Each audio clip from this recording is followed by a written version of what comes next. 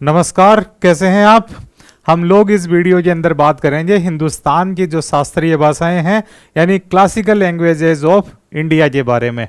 हिंदुस्तान में 2 दिन पहले तक 6 क्लासिकल लैंग्वेजेस थी और आज हिंदुस्तान के अंदर 11 क्लासिकल लैंग्वेजेस हैं। सबसे पहले तो बात करें कि भाषा की, क्लासिकल भाषा क्या है और जो आमतौर पे हमारे द्वारा जो भाषा बोली जाती है या बोली जाती है वो क्या होती है। बेसिकली सिंपल शब्दों में इसे समझे तो इसका मतलब होता है मोड ऑफ कम्युनिकेशन, यानी कि एक मानव का दूसरे मानव के साथ में जो संचार करने का माध्यम होगा वह भाषा है। अब ये जो भाषाएं हैं उनको अलग अलग रूपों में हमारे द्वारा क्लासिफाइड कर दिया गया है।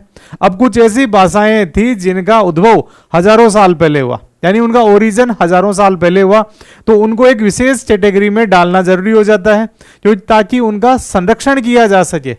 इसीलिए भारत सरकार ने एक मोड बना दिया क्लासिकल लैंग्वेजेस का। रिसेंटली भारत सरकार ने 5 नई लैंग्वेजेस को क्लासिकल लैंग्वेजेस का जो क्राइटेरिया है, जो दायरा है, उसके अंदर डाला है। इसलिए हमारे लिए ये इंपॉर्टेंट भी हो जाती है। तो 1 बाय 1 हम लोग देख लेते हैं कि पहले कौन कौन सी भाषाएं थी जो क्लासिकल लैंग्वेजेस के दायरे में आती थी और रिसेंटली किन्हें जोड़ा गया है और इनका रेलिवेंस क्या है। सबसे पहले तो है कि 6 languages were have status of classical languages, यानी कि पहले 6 भाषाएं थी उनको क्लासिकल लैंग्वेज का दर्जा दिया गया था। हिंदुस्तान के अंदर जो सबसे पहली भाषा थी जिसे क्लासिकल लैंग्वेजेस यानी शास्त्रीय भाषा का दर्जा दिया गया था वो थी तमिल। 2004 में सबसे पहले ये कॉन्सेप्ट लाया गया। ये कॉन्सेप्ट इसलिए लाया गया था ताकि जो हमारी प्राचीनतम भाषाएं हैं उनका संरक्षण किया जा सके, उनको प्रमोट किया जा सके, उनके अंदर जो रिसर्च है उसके लिए लोगों को आमंत्रित किया जा सके, ताकि जो हमारा बृहद प्राचीन साहित्य है उसकी खोज पर लोगों का ध्यान जाए, उसका प्रिजर्वेशन हो जाए, उसका संरक्षण हो जाए। क्योंकि हमारी भाषाएं भी तो हमारी एक विरासत है कि हजारों साल पहले हमारे जो दादा परदादा थे, हमारे जो एंसेस्टर्स थे, उनका मोड ऑफ कम्युनिकेशन क्या था, उन्होंने किस प्रकार से अपने लिटरेचर को बढ़ावा दिया, किस प्रकार से अपनी जो रिलीजियस ट्रेडिशंस थी उनको भाषाओं के माध्यम से आगे बढ़ाया, किस प्रकार से उनका कल्चर डेवलप हुआ था। सभी बातों का पता हमें तब लगेगा जब किसी भाषा के बारे में गहन अध्ययन किया जाएगा। और कुछ ऐसी भाषाएं हो जाती है जिनका संरक्षण जरूरी हो जाता है, जिनका प्रमोशन जरूरी हो जाता है। इसलिए भारत सरकार ने 2004 के अंदर इस कॉन्सेप्ट को स्टार्ट किया और सबसे पहले इस क्लासिकल लैंग्वेजेस का जो बॉक्स है उसके अंदर भाषा रची गई, उसका नाम था तमिल। तमिल की बेसिक हम लोग बात करें तो ये जो तमिल लैंग्वेज है ये 450 ईसा पूर्व में भी एग्जिस्टेंस में थी, यानी आज से लगभग 2500 साल पहले इस भाषा का उद्भव हो चुका था। और तमिल का जो एग्जिस्टेंस है ना केवल हिंदुस्तान में बल्कि श्रीलंका के अंदर और जो साउथ ईस्टर्न एशिया के देश हैं, मलेशिया हो, सिंगापुर हो, जावा हो, इंडोनेशिया के जो बाकी आइलैंड्स हैं वहां पर भी इसका फैलाव देखा गया था। और हमारी जो साउथ इंडिया की बाकी की भाषाएं जैसे मलयालम है, कन्नड़ है, तेलुगु है, उसमें भी तमिल का ही प्रभाव रहा था। तो हमारी ये द्रविडियन लैंग्वेजेस थी।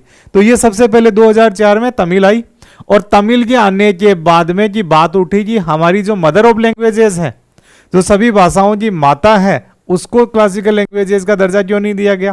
क्योंकि तमिल की बात तो हम लोग कर रहे हैं 2500 साल पहले तक, और जब बात आती है संस्कृत की तो ये तो वेदों के जमाने में चली जाती है। ऋग्वेदिक काल है, उत्तर वैदिक काल है, तो इसका जो दायरा है वो तो 3000-4000 साल के बीच में पहुंच जाता है। तो फिर 2005 के अंदर संस्कृत भाषा को भी क्लासिकल लैंग्वेजेस शास्त्रीय भाषा के दायरे में ऐड किया गया। फिर कि जब संस्कृत आ चुकी, तमिल आ चुकी, तो ऐसी कौन सी भाषाएं हैं जो इस प्रकार के एक क्राइटेरिया फिक्स कर रखा है, जो हम लोग आज इसी स्लाइड के अंदर देखेंगे। तो उसमें किसको ऐड किया जाए, तो फिर बात आई कन्नड़ की, इसे 2008 में ऐड किया गया। फिर 2008 में तेलुगु को भी ऐड कर दिया गया। अब तमिल आ चुकी है, कन्नड़ आ चुकी है, तेलुगु आ चुकी है। फिर पड़ोसी राज्य केरल ने भी कहा कि हमारी भाषा को दर्जा क्यों नहीं।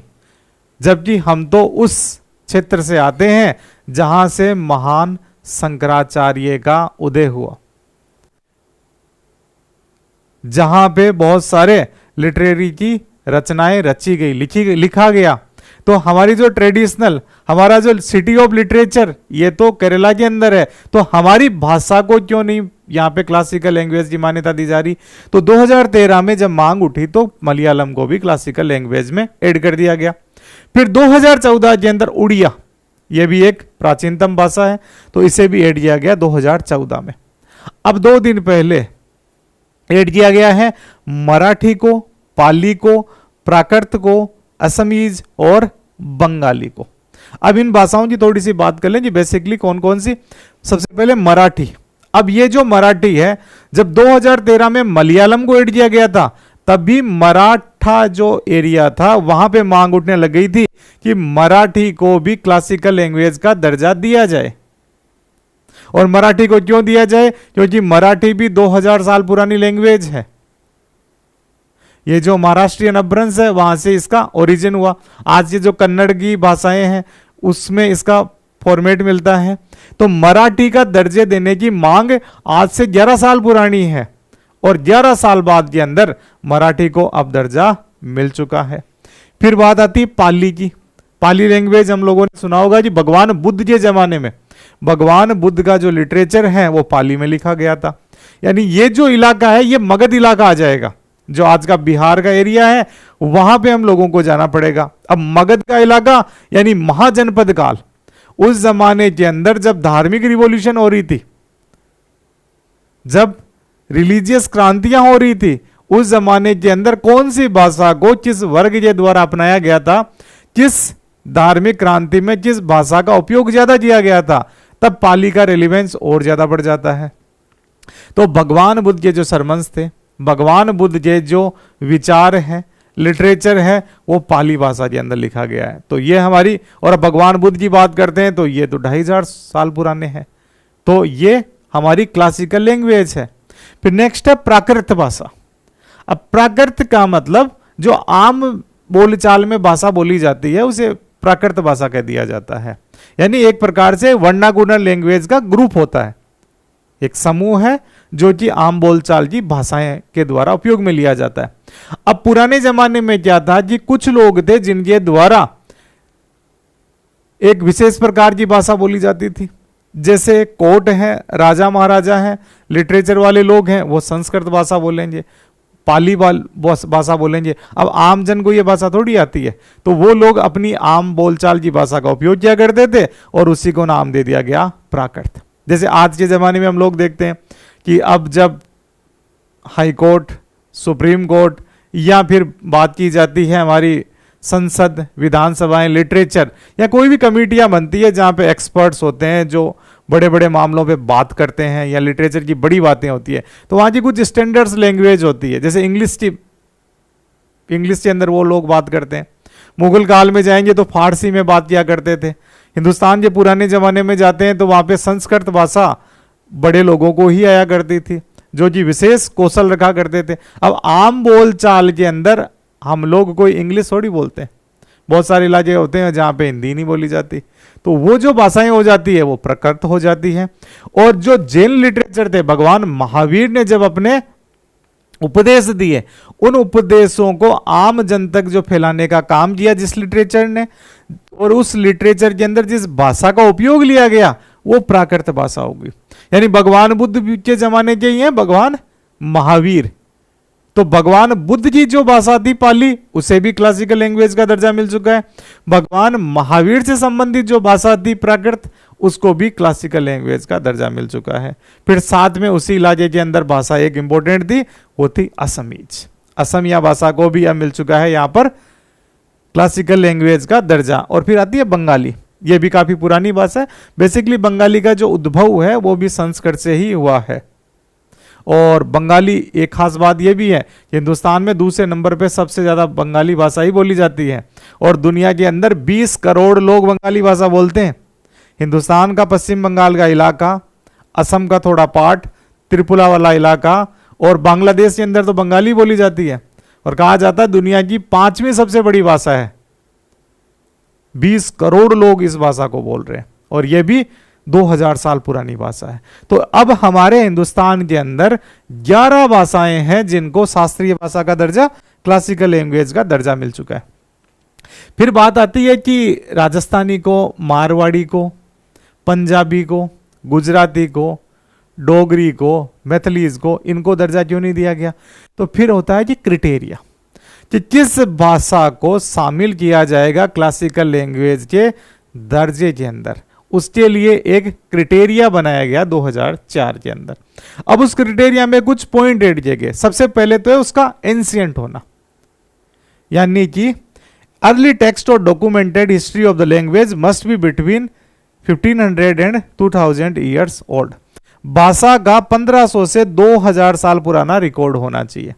यानी जिस भाषा को क्लासिकल लैंग्वेज के दायरे में ऐड किया जाएगा वो 1500 से 2000 साल पुरानी होनी चाहिए और उसका डॉक्यूमेंटेड रिकॉर्ड भी होना चाहिए, यानी उससे संबंधित लिटरेचर, किताबें, ग्रंथ लिखे हुए ऑलरेडी होने चाहिए। तो पहला क्राइटेरिया याद रहेगा, 1500 से 2000 साल पुरानी होनी चाहिए, यानी एंशिएंट लैंग्वेज होनी चाहिए।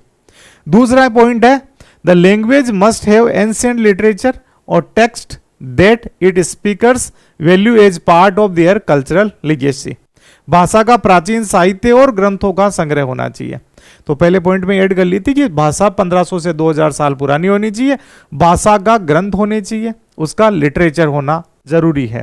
क्यों? लिटरेचर होगा तभी तो उसको प्रमोट किया जाएगा, लिटरेचर होगा तभी तो उसका संरक्षण किया जाएगा। तो दोनों जो यहाँ पे उद्देश्य हैं हमारी संस्कृति के प्रमोशन के, हमारी विरासत के संरक्षण के, हमारी हेरिटेज के कंजर्वेशन के, वो यहाँ पे हो जाते हैं कि 1500 से 2000 साल पुरानी होनी चाहिए।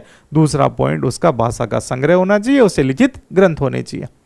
तीसरा पॉइंट है the language literary heritage needs to be original and not borrowed from other speech community.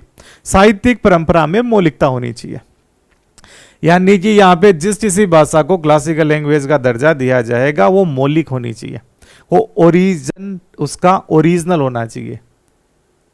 कि कहीं की ईंट कहीं का रोड़ा भानुमति ने कुनबा जोड़ा, ऐसे नहीं होना चाहिए कि कुछ पॉइंट्स यहाँ से उठा लिए, कुछ पॉइंट्स यहाँ से उठा लिए। इसकी ओरिजिनलिटी होनी चाहिए कि शुरुआत से लेके अभी तक का जो विकास हो रहा है उसकी एक मौलिकता होनी चाहिए कि शुरुआत में यही भाषा जन्म ली थी।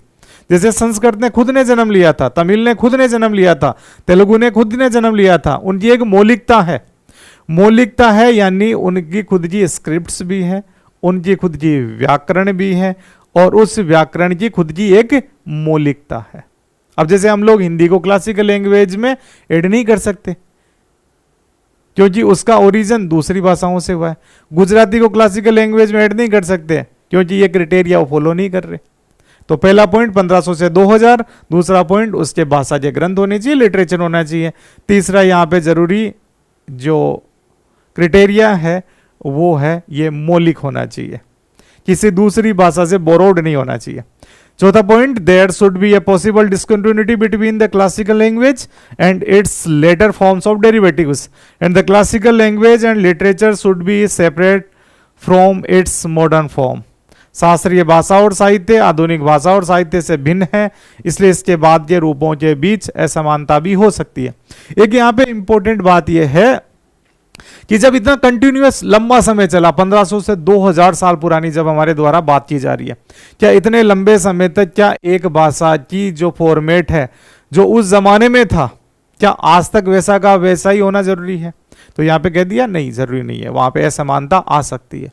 जैसे हमारे द्वारा बात की जाए तमिल लैंग्वेज की, तमिल लैंग्वेज 450 BC की ओरिजिन बताया जाता है और जो एंशिएंट तमिल है वो 450 ईसा पूर्व से लेके 700 ईस्वी तक आता है, यानी 700 ईस्वी तक वो एंशिएंट तमिल काम कर रही है।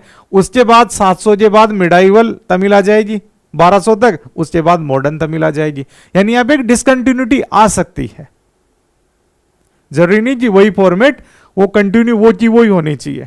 वैसे सबके अंदर थोड़ा थोड़ा बदलाव आया, जैसे वैदिक संस्कृत है वो अलग हुआ करती थी, संस्कृत है वो अलग है, तो थोड़ा सा इसमें अंतर आ सकता है। क्लियर?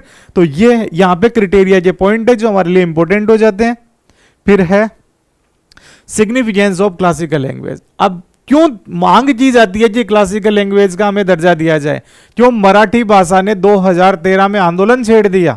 क्यों मांग की गई, क्यों कमेटी बैठाई गई कि हमें क्लासिकल लैंग्वेज का दर्जा दिया जाए? क्यों बंगाली भाषा की मांग की जाती है? क्योंकि इससे बहुत सारे फायदे भी होते हैं। जैसे कॉन्स्टिट्यूशनल लैंग्वेजेस होती है, उनके फायदे होते हैं, वैसे इनके भी फायदे रहेंगे। अब फायदा क्या है?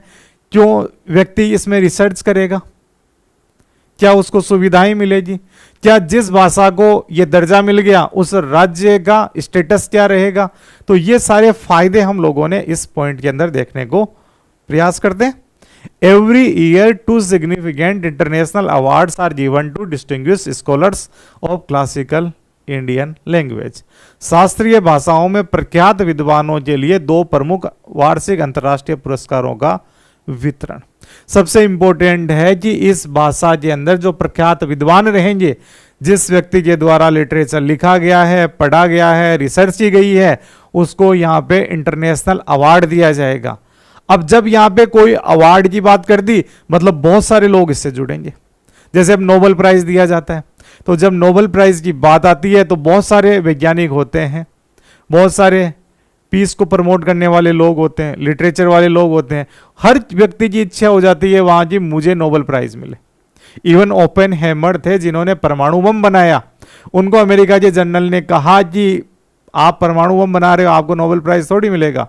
तो उनका जवाब था कि जो अल्फ्रेड नोबेल थे उन्होंने डायनामाइट बनाया, यानी कि जो नोबेल का जनक है वही तो यहाँ पे इन बम वगैरह के भी जनक है। तो जब मैं परमाणु बम बना रहा हूँ तो मुझे भी नोबेल मिल सकता है। हालांकि वो सपना पूरा नहीं हुआ, लेकिन हर व्यक्ति की इच्छा रहती है कि मैं कोई रिसर्च कर रहा हूँ तो मुझे नोबेल प्राइज मिले। जैसे गुरुदेव रविंद्रनाथ ठाकुर ने बहुत सारी रिसर्च की, बंगाली पे की हो, संस्कृति पे की हो, हिंदी पे की हो, उन्होंने बहुत बेहतरीन लिटरेचर लिखा। अब जब लिटरेचर लिखा तो उनका भी उद्देश्य था कि मुझे भी नोबेल प्राइज मिले।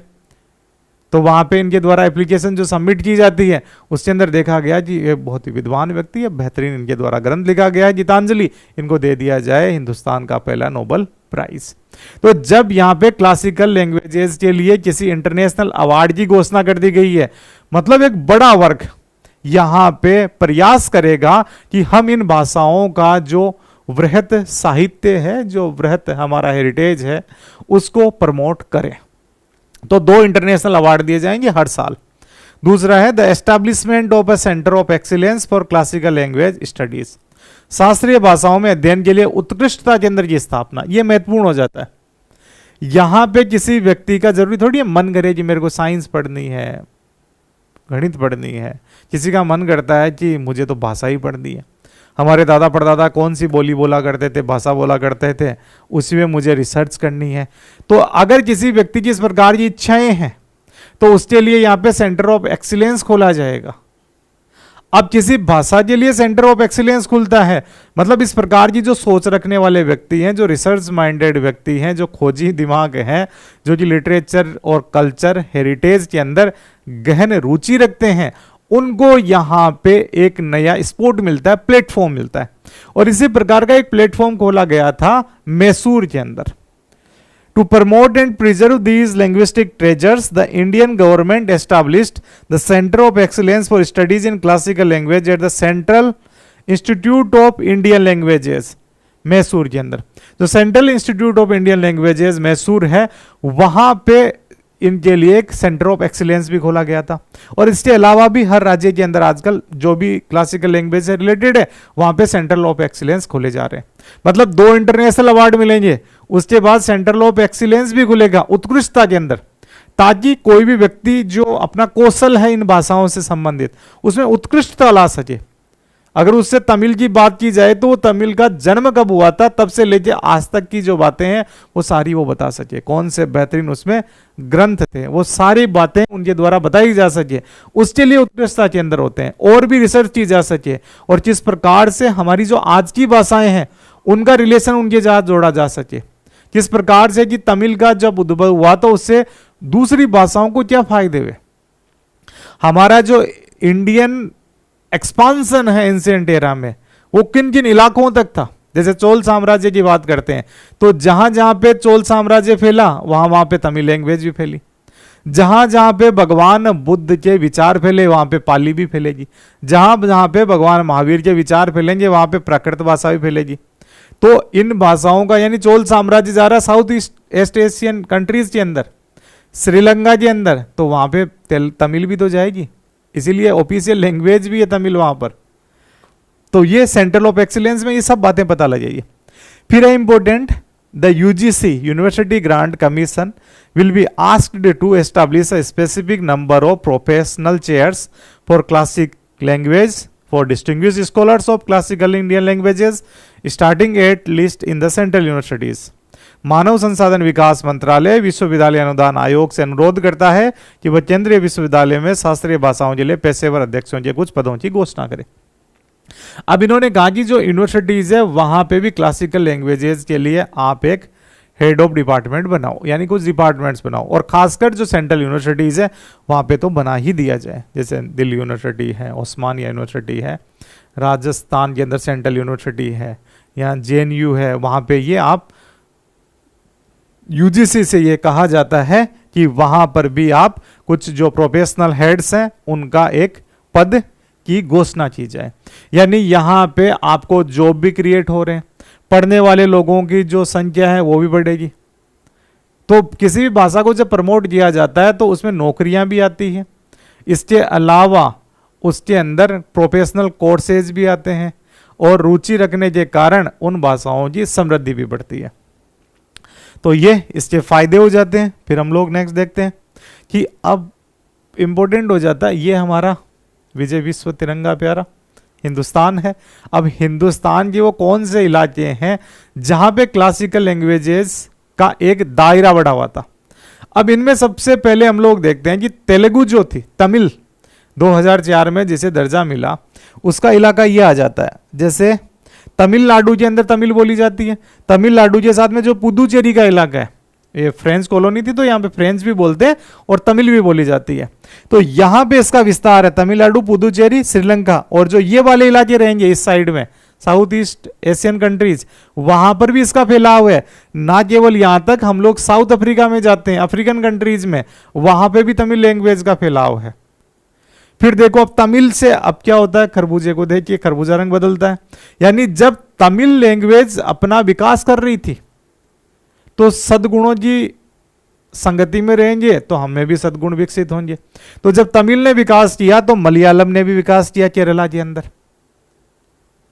जब मलयालम ने विकास किया तो कन्नड़ ने भी किया कर्नाटका के अंदर। कन्नड़, तमिल बढ़ रही है, मलयालम बढ़ रही है, कन्नड़ बढ़ रही है, तो तेलुगु ने कहा मैं पीछे क्यों रहूं। तो ये जो इलाका है, इसके बाद में यहाँ पे ओडिया ने भी डेवलप कर लिया अपने आप को, ये भी क्लासिकल लैंग्वेज, यहाँ पे महाराष्ट्र भी। यानी जो दक्कन का इलाका है, यह जो प्रायद्वीपीय पठारी हिंदुस्तान का भाग है, वो सारा का सारा क्लासिकल लैंग्वेजेस से भरा हुआ है। हमारी जो द्रविडियन लैंग्वेजेस हैं ये क्लासिकल लैंग्वेजेस है।